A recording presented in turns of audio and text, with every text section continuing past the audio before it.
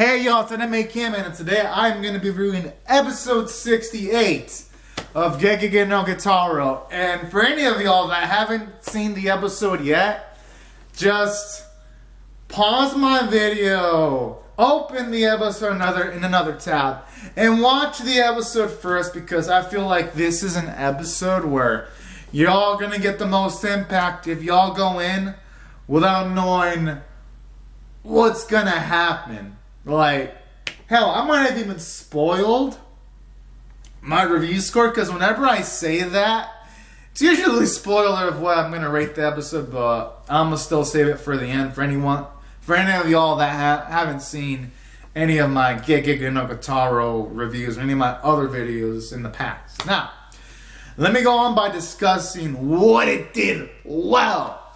From a story standpoint, now that I'm assuming y'all have watched the episode, or for any of y'all that don't care about spoilers, now, from a story standpoint, it did marvelously, because originally it has a premise where essentially it's this boy called Kitarou who pretty much steals from a convenience store. He steals this item that transports him to the underworld, and then he pretty much he tries to find a way to get out. And going in, I thought that this episode was going to be different. I thought it was going to be just him slowly seeing the underworld, then eventually him accepting being in the underworld, or dealing with the premise of being in the underworld. And I thought it was going to have like a dark ending like the Hell Train episode. And in one of the first few episodes of Gegege no Kitarou, I thought it was going to go that route. And I like how Toei just subverted my expectations. And this is subversion done right, because some series do subversion terribly wrong. Here they do it gracefully, because the actual premise was different. Because the actual situation was this other guy that was in the on this bus going to the underworld, because it wasn't just Kitarou, it was his own dad. But the thing is, he didn't know it was his dad until the end of the episode. So throughout most of it, I was like, who the hell is this dude? He looks awfully calm. But then as the episode progresses, I like how Toei put little foreshadowings that it was his father. That I didn't pick on it before on those details. But now after I watched the episode, I was like, yeah, that makes sense, because his father was calm in the bus. And then when the father mentioned wife and child, that's right there. It's all flowing narratively. Like, all these are bits and pieces that tell you, yeah, it reasonably, logically makes sense that Kakaru's dad was with him on the bus this whole time.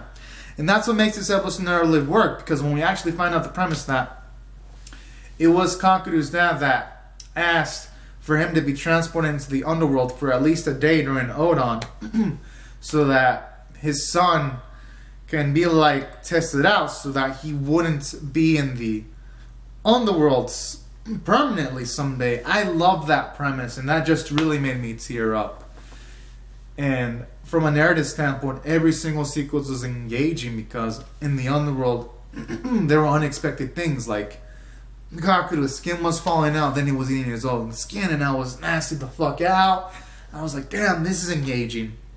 And then from the first scene where he stole from this woman in the convenience store, yet he didn't crash into this person, but he crashed his own car. Like, those sequences were engaging. And even those sequences where he avoided not crashing into someone kind of shows you his personality too, because that was also foreshadowing that even though Kitarou was rough, on the inside he always had that kind of gentleness.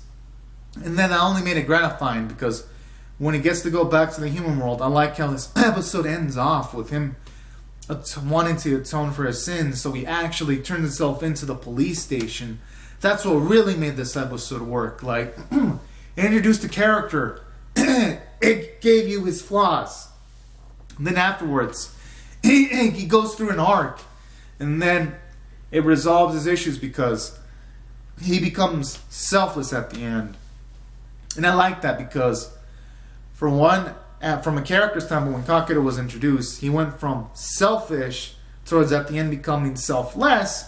But I like how at the start of the episode, it didn't show him that he was completely selfish, because he did avoid crashing into someone, and he crashed into concrete in order to avoid harming someone.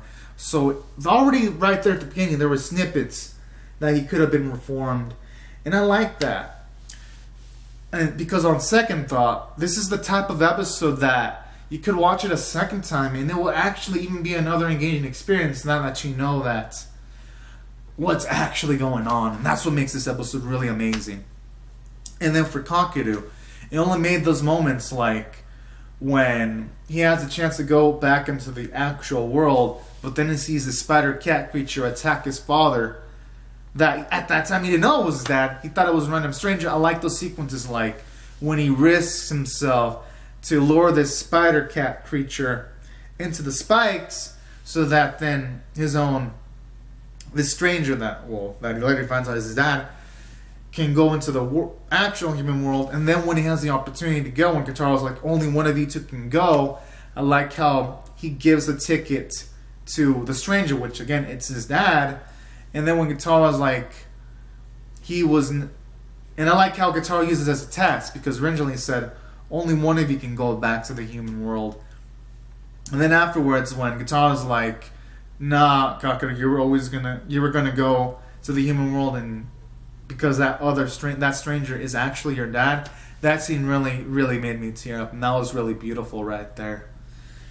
And that's why I felt it was really well done from a character standpoint, because since Kakeru didn't know that was actually his father, it felt earned that he went to the human world, because even though, yes, we know that was his dad, he didn't, and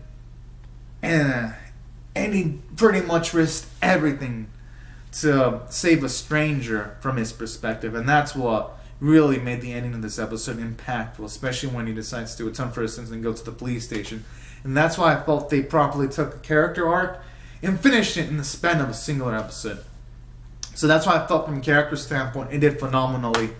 And same with Kitarou, because you can even see some happiness in his voice when he saw that Kakeru passed the test to go to the human world.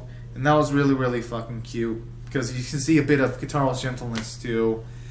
And when his dad apologizes for Kakeru for not being able to be there for Kakeru and his mother, that was hella sad, and I loved it. And he was a great character too. All around, nothing but great character moments in this episode. So that's why I thought I did phenomenally from that episode. Animation and art were beautiful, because in the sequence where Kakeru was eating himself, it was scary. Or when he pulled out a knife on the woman in the store, that was hella scary too. Like when the animation had to be strong and ferocious, it was strong and ferocious. When it had to be dark, it was dark, but in a good way. So this episode had fine craftsmanship naturally, and the voice performances were amazing. Kakeru's actor was amazing, gotta say. And Kitarou's actress had a lot of great performances, and Kakeru's father showed us a great performance. The music was beautiful, I gotta say. Sound effects were marvelous. And that's why I'm gonna rate this an 11 out of 10, because this episode actually legitimately made me tear up and when I was live reacting. It's very rare for an anime episode to do that, and yeah. I gotta say, this was like one of the best episodes of the series. Like seriously, it's rare to say this, but Gegege no Kitarou is one of the rare series where it goes into its season 2, and its season 2 completely blows its season 1 out of the water. It's amazing. Season 2 has so far had better animation, better one-shot stories, higher stakes. Like more tightly written continuity. My goodness, Joey, they've masterfully made this season. No, the whole Gegege no Kitarou 2018 series has been amazingly done. But season 2, my goodness, it's like in a whole nother league. It's like in a whole nother ball game. And yeah, that's how I felt, everyone, about this episode. I loved it.